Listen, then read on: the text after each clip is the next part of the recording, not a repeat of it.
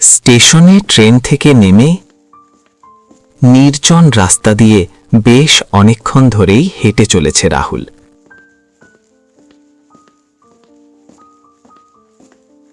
খিদেটা তার প্রচণ্ড পেয়েছে অনেকক্ষণ থেকে, কিন্তু যতক্ষণ না সে মামার বাড়িতে পৌঁছাতে পারল ততক্ষণ খাবার পাবে বলে মনে হয় না। কিন্তু আর এই বাসতলার কাছে একটা হোটেল ধাবা মনে হচ্ছে না? আমি ঠিক দেখছি তো, নাকি খিদের চোটে ভুলভাল দেখছি? খিদেটা প্রচণ্ড পেয়েছে আমার। যাই একবার ধাবার কাছে গিয়ে ঘুরে আসি। বেশ কিছুটা হেঁটে সেই ধাবার সামনে রাহুল একটু থেমে দাঁড়িয়ে তাকায়।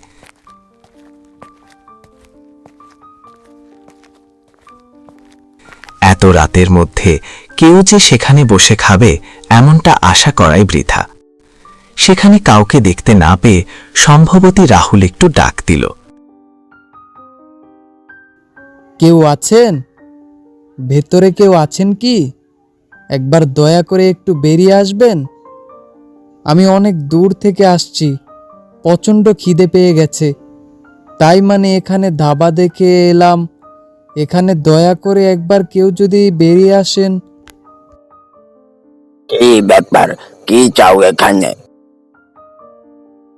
আসলে আমার প্রচণ্ড খিদে পেয়ে গিয়েছিল, যদি কিছু খাবার দয়া করে আমাকে দেন। আপনার যা পয়সা লাগবে আমি দিয়ে দেব, তাতে কোনো অসুবিধা নেই। এত রাতে এখানে খাবার পাওয়া যাবে না, তুমি এখান থেকে চলে যাও, চলে যাও, চলে যাও বলছি। সে কি আমার মনে হচ্ছে যেন ওখানে আমি তো ভাত রাখা দেখতে পাচ্ছি। কিছু তরকারি না হলেও চলবে, শুধু আমাকে যদি একটু ভাত দিতেন তাহলে খুব ভালো হতো। এই ছোকরা, তোমাকে কি বললাম, কানে গেল না? তোমাকে না বললাম এখান থেকে চলে যাও, আমার কাছে কোনো খাবার হবে না। যা বাবা, এ কেমন লোক! না, এখান থেকে পালিয়ে যাই। এর যা ব্যবহার, না জানি খাবারের সাথে বিষ মিশিয়ে দেয় কিনা। রাহুল সেখান থেকে বেরিয়ে যেতে যাবে এমন সময় হঠাৎ করে তার চোখে পড়ল ধাবার মধ্যে থাকা সেই বুড়োর দিকে। দুটো তকতকে জ্বলন্ত লাল চোখ লোভী দৃষ্টিতে তাকিয়ে আছে তার দিকে, যেন এক্ষুনি তাকে খেয়ে ফেলবে। এ কি, আপনি আমার দিকে এভাবে তাকিয়ে আছেন কেন? তোমাকে বললাম না এখান থেকে চলে যাও। এখান থেকে চলে যাও, নয় তোমার ঘাড় মোটকাতে বেশিক্ষণ সময় লাগবে না। ভূত, ভূত, বাঁচাও! ভূতের মুখে পড়লাম রে, কে কোথায় আছো, বাঁচাও! তবে রে বেটা, এতবার করে বললাম, আমার কথা কানে গেল না, তাই না? তোকে তো আজকে মেরেই ফেলবো। এই বলে সেই বুড়োর ভূত তার দিকে হিংস্রভাবে এগিয়ে এলো।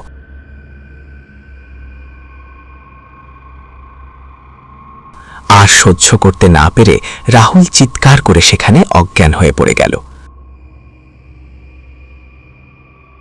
অজ্ঞান অবস্থায় বাসতলা থেকে উদ্ধার করে মহারাজ তান্ত্রিক তার নিজের ছোট্ট কুটিরের মধ্যে নিয়ে এসেছে রাহুলকে। ধীরে ধীরে রাহুলের জ্ঞান ফিরে এলো। তান্ত্রিক তার মুখের সামনে ঝুঁকে পড়ে জিজ্ঞাসা করল, কি ব্যাপার বাবা, তুমি এতটুকু একটা ছেলে ওরকম ভয়ানক বাঁশতলায় অজ্ঞান হয়ে পড়েছিলে কেন? কি হয়েছে কি তোমার? আমি কোথায়? আমাকে কি ওই ভূতে মেরে ফেলেছে? কেউ তোমাকে মেরে ফেলেনি, আমি ঠিক সময় সেখানে পৌঁছে গিয়েছিলাম, তাই তুমি বেঁচে গেছো। কিন্তু কি হয়েছে তোমার? কাকে দেখেছিলে তুমি? একটু ধাতস্থ হয়ে উঠে বসবার পর রাহুল তার নিজের অভিজ্ঞতা বলতে শুরু করল। বাহ, বহু বছর পর মামার বাড়ি এসেছিলাম, কিন্তু সেই যে এরকম ভূতের মুখে পড়তে হবে সেটা আমি বুঝতে পারিনি। প্রচণ্ড খিদে পেয়ে গিয়েছিল বলে সামনে একটা ধাবা দেখে গিয়েছিলাম কিছু খাবার খাওয়ার জন্য, কিন্তু সেখানে খাবার তো পেলামই না, উল্টে ভূতের হাতে আর একটু হলে প্রাণটা দিতে হতো। বুঝেছি, তুমি নিশ্চয়ই ওই মরা নদীর পাশে যে ধাবা আছে তার কথা বলছো, তাই তো?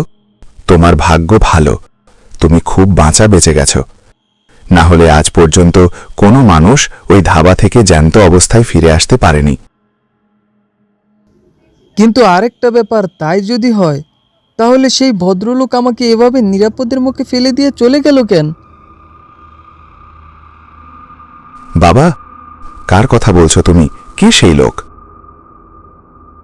কিছুক্ষণ চুপ করে থাকবার পর রাহুল আগের সব ঘটনা বলতে শুরু করল। ট্রেন স্টেশন থেকে বেরিয়ে কোনো ভ্যান রিক্সা দেখতে না পেয়ে রাহুল একাই হাঁটতে শুরু করল অন্ধকারের মধ্যে। এরকম যদি আগে জানতাম তাহলে নিশ্চয়ই মামাকে আগেই খবর দিয়ে আসতাম। এভাবে একলা রাতে পথে হাঁটা খুবই বিপজ্জনক। চোর ডাকাতের ব্যাপার তো আর বলা যায় না, কখন কে এসে মেরে ফেলে। দোনমোনা করে চলতে চলতে হঠাৎ করে ছোটবেলায় দেখা তার পুরনো রাস্তাটাই হারিয়ে ফেলল সে। তিন মাথার এক জায়গায় দাঁড়িয়ে পড়ল সে। যা, এটা কেমন হয়ে গেল? এবার তো মাথায় বাজ পড়ার জোগাড়। আসল রাস্তাটাই তো ভুলে গেলাম, কোনখানে ছিল। তাহলে এবার যাব কোন দিকে? এখানে এভাবে তিনটে রাস্তা ভাগ হয়ে যাবে সেটা তো বুঝতে পারিনি। এভাবে বেশ কিছুক্ষণ চুপ করে দাঁড়িয়ে আছে। এমন সময় হঠাৎ করে দেখতে পেল সেই বাঁশঝাড়ের ভেতর থেকে একটা লোক অন্ধকার থেকে বের হয়ে এলো। কেডা কেডা এখানে খাড়ায় আছে? কে তুমি? আসলে আমি আসছি অনেক দূর থেকে, কিন্তু এখানে এসে আমি পথ হারিয়ে ফেলেছি। না মানে তুমি মানুষ তো নাকি ভূত? ভূত হইলে সাবধান কইরা দিচ্ছি, আমার কিন্তু মাদুলি পরা আছে হাতে। আমার গায়ে যদি হাত দিতে আইসো তাইলে কিন্তু জৈল্লা পুইরা ছারখার হয়ে যাইবা। আরে মশাই, কি আবল তাবল কথা বলছেন আপনি বলুন তো? এদিকে আমি পড়েছি নিজের জ্বালায়, আর আপনি আমাকে ভূত ভাবছেন? এখনকার দিনে বলা যায় না কেডা মানুষ, কেডা যে আসল আর কেডা যে ভূত, বাবা একদমই ধারণার বাইরে। কখন যে সে ঘাড় মটকায়া দিব তখন আমাকে আবার ভূত হইয়া ঘুরে বেড়াইতে হইব। দয়া করুন, আমাকে ভুল বুঝবেন না। রাতের বেলা এসেছি, মহা বিপদে পড়ে গেছি। আপনি যদি গ্রামের বাসিন্দা হন তাহলে আমাকে একটু সাহায্য করুন না। তা বাবা, তুমি কাগবাড়িতে যাবা? আমার মামার নাম কৃষ্ণ। আমি মামার বাড়িতে এসেছি, কিন্তু অনেক বছর বাদে এসেছি বলে পথ ভুলে গেছি। কৃষ্ণদার বাড়িতে যাবা? তবে চলো আমার সাথে, আমিও তো সেদিকেই যাইতেছি। যাক, আমাকে রক্ষা করলেন আপনি। আমি ভাবতেই পারিনি যে এই রাতের বেলায় কারো সাহায্য পাব।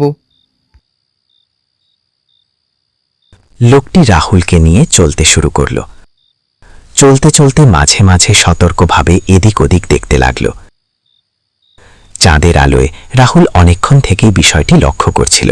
একসময় থাকতে না পেরে জিজ্ঞাসা করল, কি ব্যাপার বলুন তো মশাই? আপনি সেই কখন থেকে চতুর্দিকে এরকম ভয়ে ভয়ে তাকাচ্ছেন কেন? তাকাইতে হয় বাবু, তাকাইতে হয়। এখানে চোখ কান খোলা না রাখলে নিজের প্রাণ পাখিটা কখন যে এই হাত থেকে কার হাত থেকে বেরিয়ে যাইব বলা যায় না। আপনি বারবার এরকম ভয়ানক কথা বলছেন কেন বলুন তো? এদিকে অনেক দিন বাদে এসেছি তো, তাই সব কিছু যেন কেমন অপরিচিত লাগছে। তার উপর আবার মাঝখানে এরকম ভয়ানক ভয়ানক কথা বলছেন, ভয় লাগছে তো।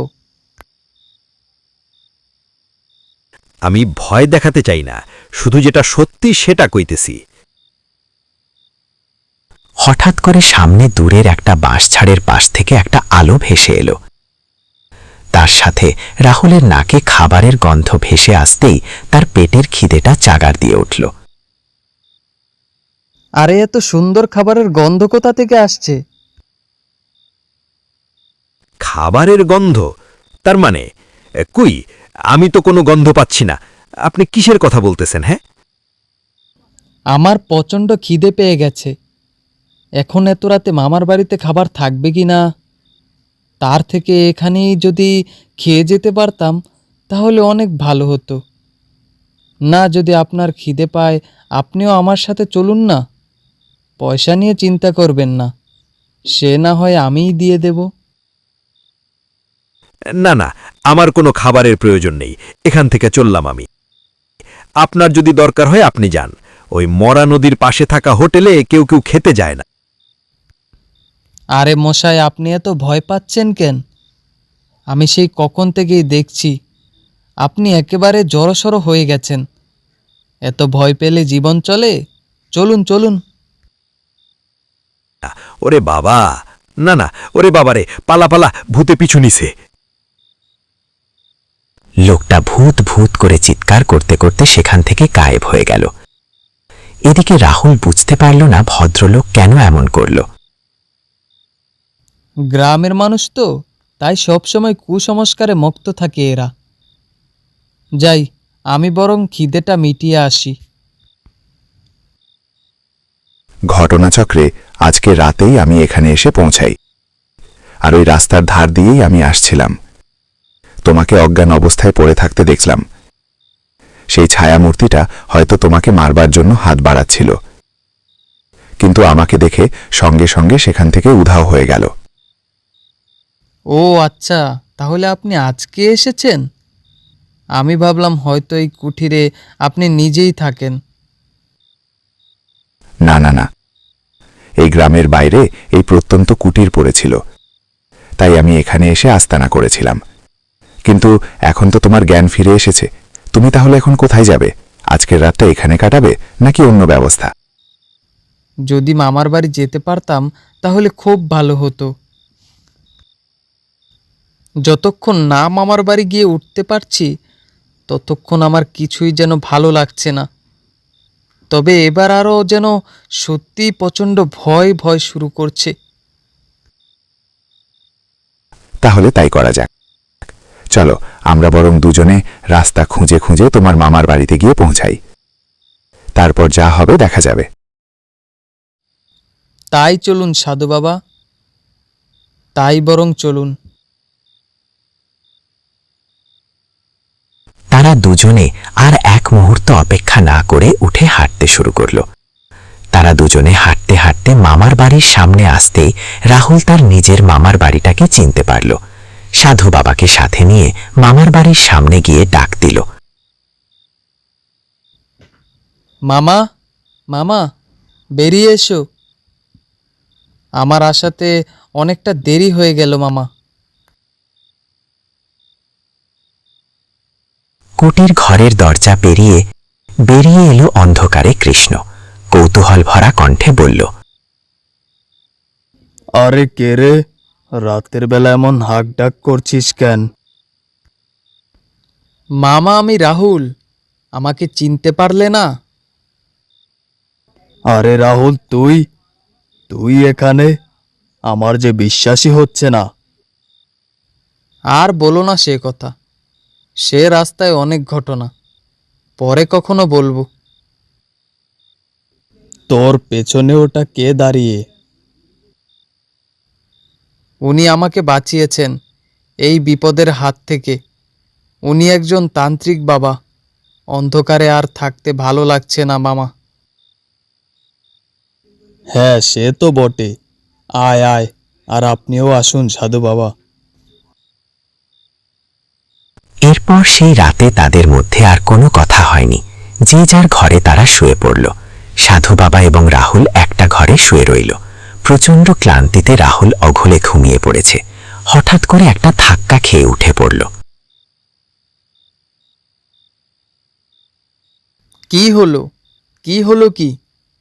কি হলো সাধু বাবা? কি হয়েছে? ঘুম থেকে উঠে পড়ো রাহুল, এদিকে দেখো অন্য ব্যাপার ঘটছে। আপনি কি দেখাতে চাচ্ছেন? কোনো ভৌতিক ব্যাপার? ওই বাঁশবাগানের দিকে তাকিয়ে দেখো, তার সামনে তোমার মামা কি সব যেন করছে। ছোট্ট একটা প্রদীপের আলো জ্বেলে ভাবছে কেউ দেখতে পাবে না, কিন্তু হঠাৎ করে আমার ঘুমটা ভেঙে যেতেই আমি দেখতে পেলাম। মামা, মামা, এত রাতে ওখানে কি করবে? আমি সেটাই তো বুঝতে পারছি না। চলো একবার গিয়ে দেখে আসি।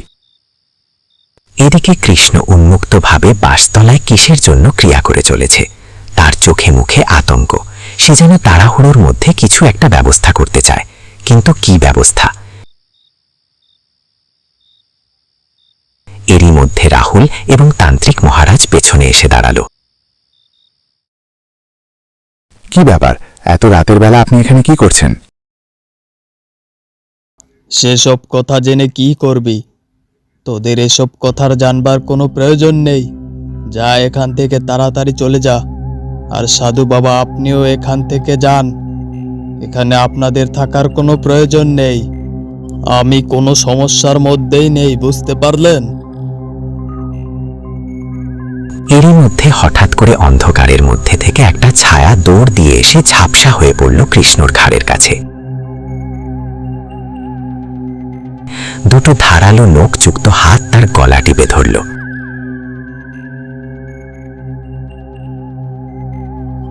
ওই যে সাধু বাবা, ওই সেই হোটেলের লোকের কাছ থেকে আমি খাবার চেয়েছিলাম, কিন্তু তারপর শয়তান, ছেড়ে দে ওকে। আমি থাকতে তুই ওর কোনো সর্বনাশ করতে পারবি না। যে আমাকে খুন করে ওই বাসতলার কাছে পুঁতে রেখেছিল, আমার জীবনটা শেষ করে ফেলছিল, আমার শখের হোটেল শেষ করে ফেলছিল, তাকে আমি বাঁচিয়ে রাখবো না, খতম করে ফেলবো ওকে।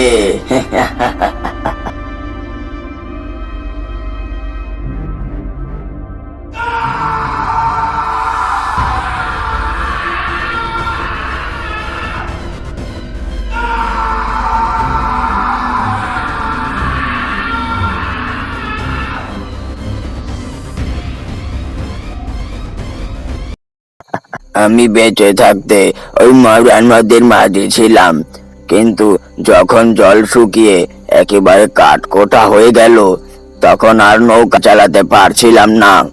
আয় রোজগারের জন্য একটা হোটেল খুলবো ভেবেছিলাম, খুলেও ছিলাম।